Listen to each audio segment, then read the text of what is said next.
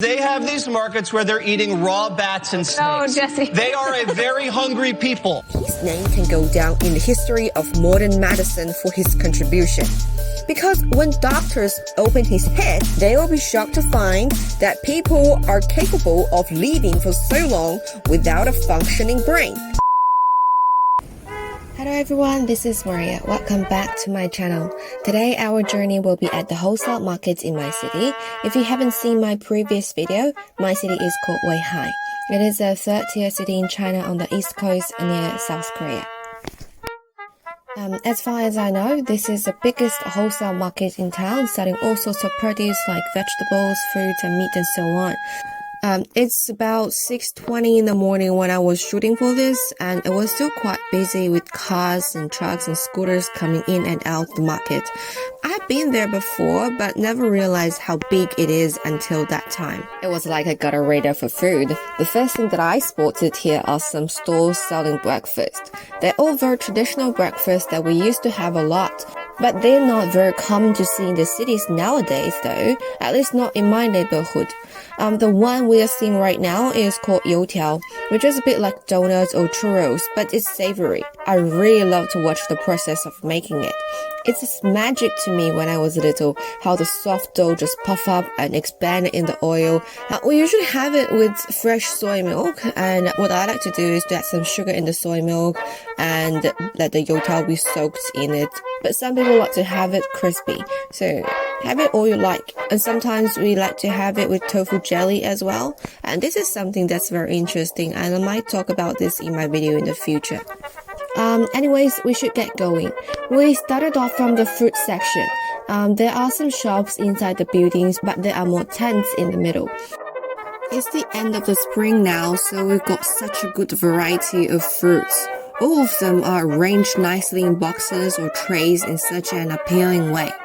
Fruits here are mostly sold in bulk, so when we asked, we were told that we have to buy this whole tray, which is a lot for a family. But they are just so much cheaper and a lot fresher than those we get in the city. We decided to get some strawberries. Let me give you an example of how crazy the price is. If you want to get some strawberry in the supermarket, this is usually about 9 yuan per half kilo. Sometimes when they are on sale, it could be about 7 yuan to 6 yuan, which is reasonably cheap since strawberries are produced locally. And here, all those local strawberries only 3.5 yuan per half kilo. That's over 60% off. It's too cheap to miss. So at the end, my auntie and I ended up with 8 kilos of those strawberries. We could have borrowed the white tray with 30 yuan deposit. I didn't want to come back again just to return it. So we just put all of that in our little cart, and also we had some in the plastic bag. Of course, we squashed a lot of them, which made them look less pleasant, but they're still good to eat. Next, we're at the vegetable section. In those simple but spacious tents, what I can see first is a group of workers who are packing leeks. There are a lot of leeks in bundles. None that look so fresh though. It made me almost forget leek is on my list of unpleasant food. I mean, I like leek and spring onion as flavoring. A little bit is great in dishes. It spices up the taste. But people in my province, Shandong, literally eat it as a sort of vegetable. Well, having said that, I'm really not in the position to accuse their behavior because I'm a huge fan of raw garlic, and some people find that to be gross. Also, we can find some special wild vegetables that's in season for the spring. To be frank here, I gave up in recognizing them a long time ago. They all look the same to me, and really, I can't match their taste to their name even. Well, at least the fact that they are here in the vegetable market means they're edible.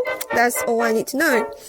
Even though they're still called wild vegetables, I don't think the ones sold here actually grow in the wild. They must be cultivated in greenhouses or some sort, since they all look perfect. And as we are just talking about food, that's from the wild, and some food that people find gross, but others find great. Well, I know some of you are curious now about the wild animal trade and bad things in China that people were talking about from the beginning of this year, like Jesse Walters. Well, the reason I didn't include this in my video today is because There is none. This is a warning that the following segment contains strong language that some people may find offensive.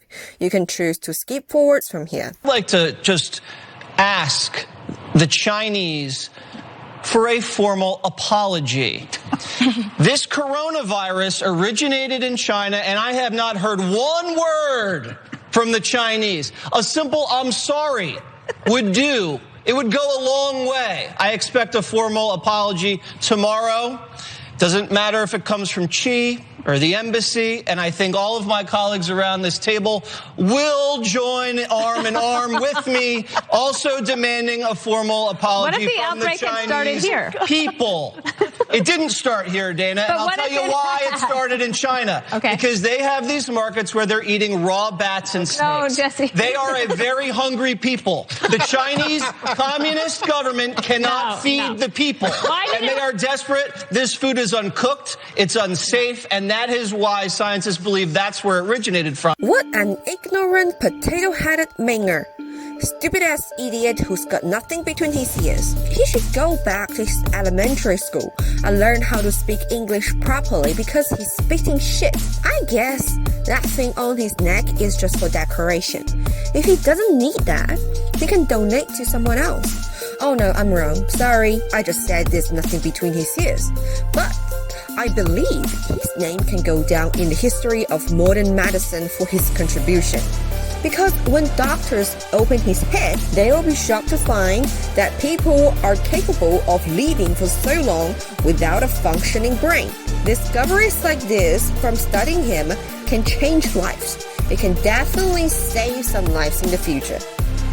And thank you for concerning Mr. Walter, but we managed to feed ourselves very well. And as you can see, we eat a lot better than you might think. Well, you just accused about eating raw food?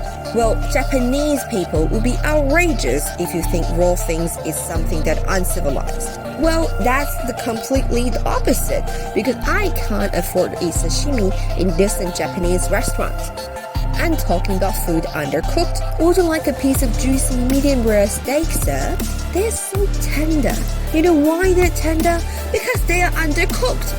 And talking about freedom, don't you think that people in any part of the world have the freedom to choose what they want to eat, Mr. Walter?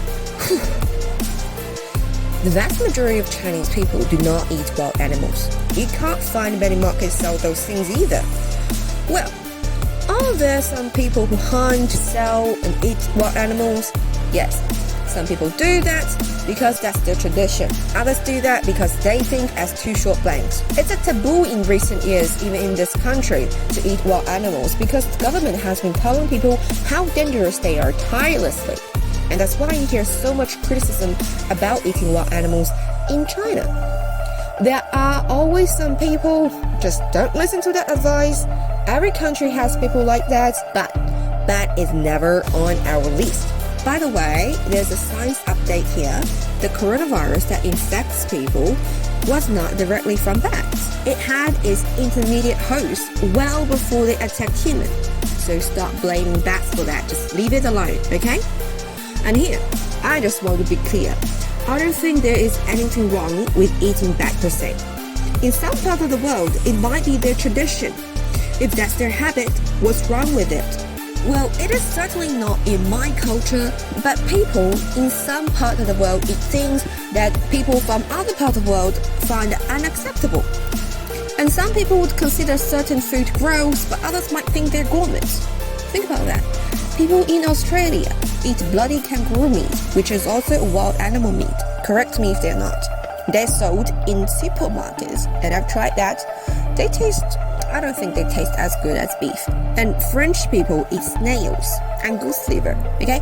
And people from North Europe eat shark meat and I don't know, surströmming. I might pronounce it wrong. It's a stinky canned herring. People eat disgusting things in all over the world. So don't point fingers at others, okay? Let's get back to the wholesale market. The market also has a meat section, 2 dry food sections with some shops that sell seafood as well.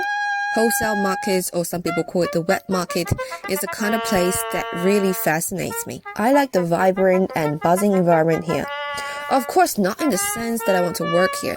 However, it is always good to come here occasionally.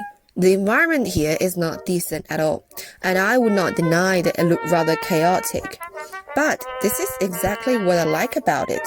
And don't look down on people who work here. They might look dusty, but they make a lot of money. And now it's 8:30 in the morning and I'm already worn out.